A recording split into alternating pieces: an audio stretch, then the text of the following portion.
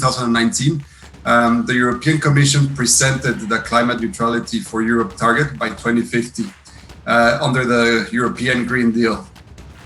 So this plan covers a wide range of policies, but with the main objective of eliminating emissions completely from the power industry, transport and agricultural sector. And one of the objectives that was later set on in around September 2020 was that greenhouse emissions would need to be reduced by around 55% compared to 1990 levels. And this is an increase to what was previously proposed, that reducing emissions by 40%. So given that the European Union has been moving in the right direction, they have set even more ambitious targets to reach 55% reduction by 2030. Additionally, they have stated that under the European Offshore Renewable Energy Strategy, that the Union should be achieving around 300 gigawatts of offshore wind by 2050. And also, UN member states have targeted around 209 gigawatts of additional solar capacity to the existing capacity by 2030. So we've already seen that an energy transition has started to occur, with coal being displaced by wind and gas mostly, and solar is also steadily growing. A lot of these changes have been driven more by economics rather than by actual policies, because the prices of gas have been relatively low and coal and carbon have been relatively strong. So here we see first that we are losing a lot of nuclear and coal capacity at the bottom. Gas capacity is expected to remain quite stable over the next 20 years and then eventually gradually be reduced.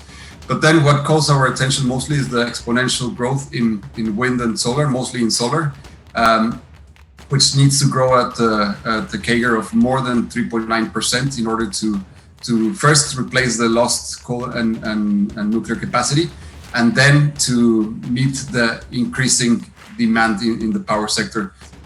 Given that then the growth in capacity will take some time to take place, we are expecting that gas power generation will remain quite strong between now and 2040, but then eventually decline as the capacity of solar and wind reaches a level that is enough to replace this source also. If we look at the share of the power mix, then here we see that in 2020, gas and nuclear are the main sources of power generation with around 24 and 26%, while solar and wind represent 6 and 16 with offshore and onshore wind. And we're expecting that by 2030, already renewables, if we take into consideration also hydro as renewable, will be representing more than 50% of the power generation.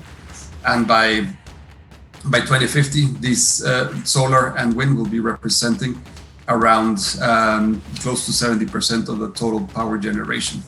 According to estimates from the European Environmental Agency, the intensity of CO2 emissions from the electricity sector have been declining at a fast pace, from more than 500 grams of CO2 per kilowatt hour to currently close to 300 grams of CO2 per kilowatt hour. Total installed capacity will need to grow by around 1.8 terawatts, especially for solar and wind, but also from batteries and some hydrogen. And this could represent a total investment for the main European countries of close to $3 trillion. We see here the breakdown of the costs. Most of the investment will need to go into solar, photovoltaic, and offshore and onshore wind. But at the moment, there's still substantial costs embedded in the battery and hydrogen storage, given that hydrogen electrolyzers are still very expensive. So then we will still need to see some improvements in the cost structure of these elements.